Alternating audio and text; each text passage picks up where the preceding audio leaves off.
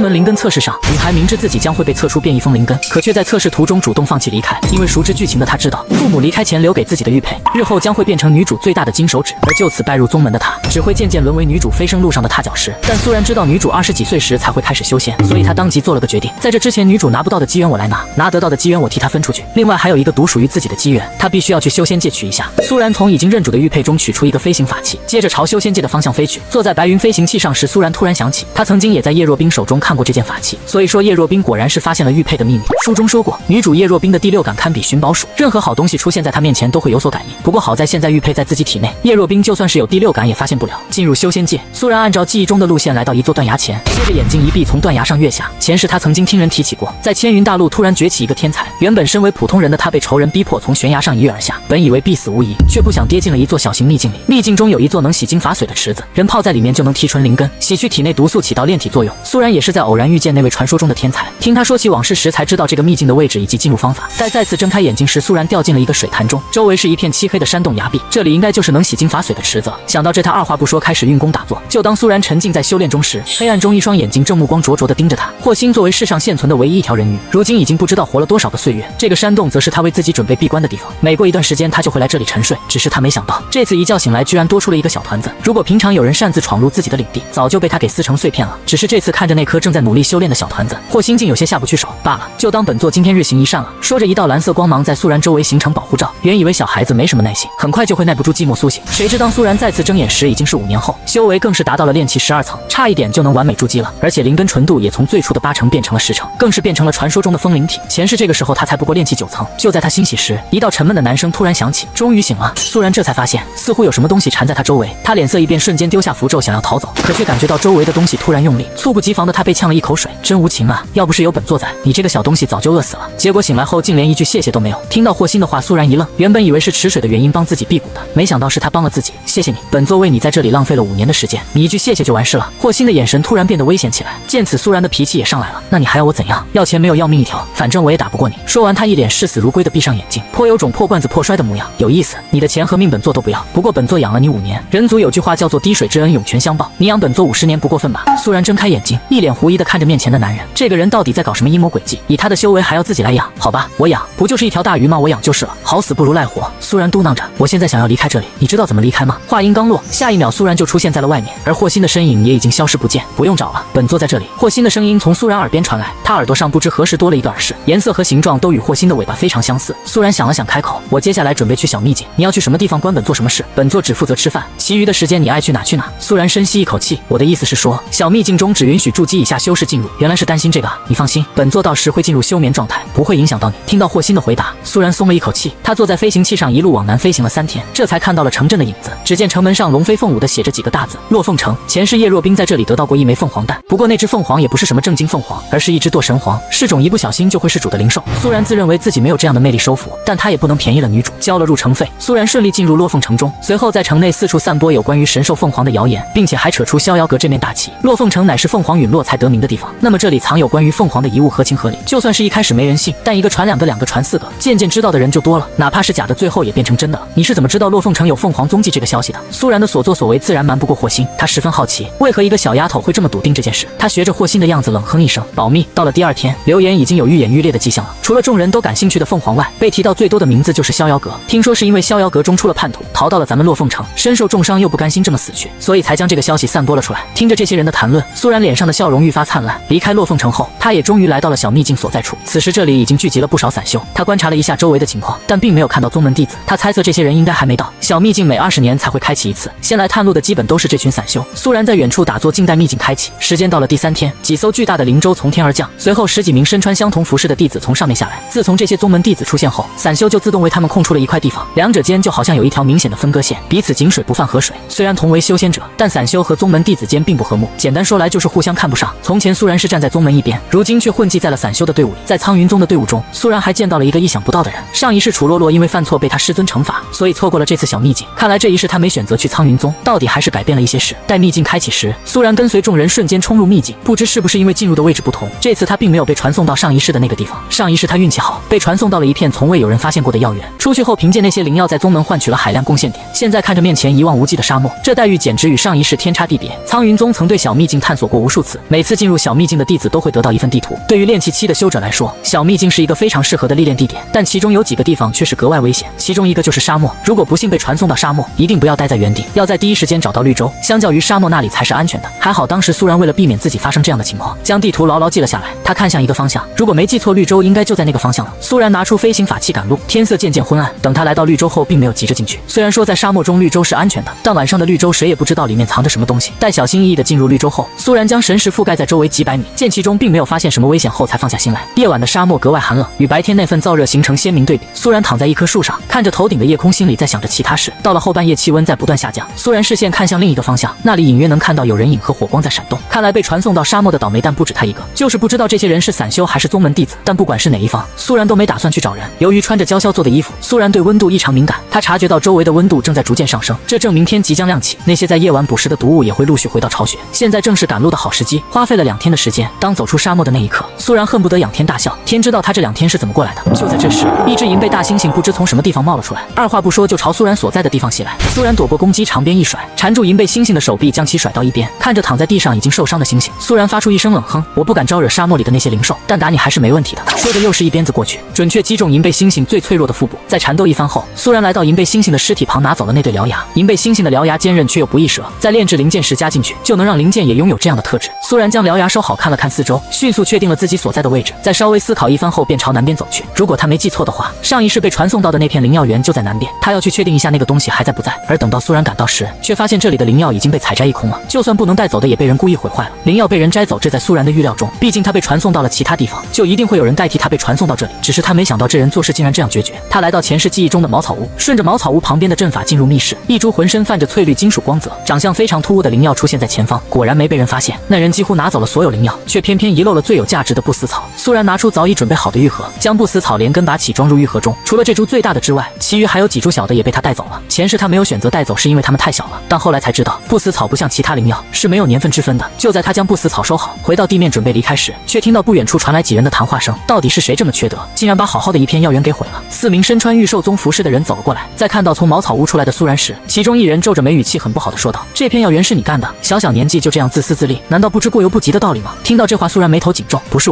我们一来就看到了这幅场景，不是你还能有谁？苏然懒得跟他解释，眼神看向另一个人，这人他认识，是御兽宗宗主的小儿子，名叫叶景。不管你信不信，我也是刚来到这里，你说的话谁？那人话还没说完就被叶景打断了，他说的是真的。叶景将一株已经被毁掉的灵药拿在手中，看这些灵药的断口已经开始枯萎，这说明被毁掉的时间起码是在3天之前。听到这话，其余几人也去查看情况，果然如叶景所说，这些灵药被毁已经是几天前的事。如果真是面前这个小女孩干的，她完全没必要留在这里。同理意识到自己可能误会苏然了，一张脸憋得通红，咬牙说道：对不起。苏然看了他们一眼没说话。面前这些人修为虽然只是炼气期，但他们每人都至少契约了2只以上的灵兽，其中更是有实力堪比筑基期的存在。而叶景身为嫡系血脉，他所修炼的是完整版御兽诀，威力还要更大一些。不过也正因如此，御兽宗行事一向霸道。想到这，苏然不愿与这些人过多纠缠，他还要抓紧时间赶往下一个目的地。小秘境开启的时间只有3个月，早点将好东西拿到手，他才能安心。既然知道自己错了，下次还请道友说话时过脑子，不要空口白牙去随意污蔑人。话落，苏然便头也不回的离开。与叶景几人分开后，苏然没有再将飞行法器拿出来，这里不像沙漠那样人烟稀少，就这么一会功夫，他已经遇到好几拨人了。顺着记忆中的路线，苏然在赶了1天1夜的路后，进入到西北方向一座半山腰的山洞中。山洞内湿气很重，而且很黑。在顺利躲过机关又走了一段时间后，山洞变得豁然开朗。在山洞的中心位置放着一张石桌，石桌上摆放的是一盘棋局，而另一边一个充满书生气的青年单手执棋，整个人坐在那里一动不动。上一世苏然无意间进入这里，得到了一位人偶师的传承。人偶师与炼丹师服饰相同，只不过人偶师已经消失了很多年。据说一位厉害的人偶师能用一堆木头做出真人的效果，无论是样貌还是触感，都与真人一模一样。苏然看着面前这个一动不动的青年，从旁边拿起一枚白子落在棋盘上。就在白子落下的刹那，刚刚一动不动的青年突然有了动作。因为已经有过一次经验，所以苏然根本无需做过多思考。他如果想拿到人偶师的传承，就必须要在棋盘上赢过面前的青年。过了许久后，苏然将最后一枚棋子落下，对面的青年露出笑容：恭喜你通过考验，这本书就当做是你的奖励了。苏然接过书，这本书可要比前世给他那本厚多了。难道是因为他这次没毁棋吗？毕竟上一世他对围棋一窍不通，在这足足和人偶青年磨了3天才赢了他。将书收起来后，苏然看向面前的青年：你要跟我一起走吗？好，我跟你走，不过你先等一下，我需要去拿点东西。看着青年离开的背影，苏然不禁有些傻眼。这事情的发展有些顺利的不可思议。面前的青年乃是人偶师生前最得意之作，上一世为了带走他可是花了很大代价，没想到这一世这么轻易就答应了。青年在石壁上摸索了一番，在按下一个机关后，一道暗门随即打开。苏然跟着青年走进去，只见山洞里放满了各种兔子、老鼠、鸟一类的小型木偶。除此之外，最引人注目的还要数那堆小山一样高的灵石，这些东西都是上一世他没发现过的。只见青年一脸淡定的开口：“这些灵石是平时维持我行动所需，可以麻烦小主人将这些东西一起带走吗？至于这些制作失败的木偶，就送给小主人了。”好，苏然下意识点了点头，在将所有东西都收进储物空间后，他看向青年问道：“你有名字吗？”“我的名字是青玉，因为身体是用青玉木制作而成的。青玉木是一种非常特殊的树木，明明是木头，但切开后内部却比玉石还要细腻，而且还会散发出一种独有的木香。虽然青玉木对修炼无用，但做成装饰品却非常受那些有身份之人的青睐。”在准备离开时，苏然欲言又止地看向青玉。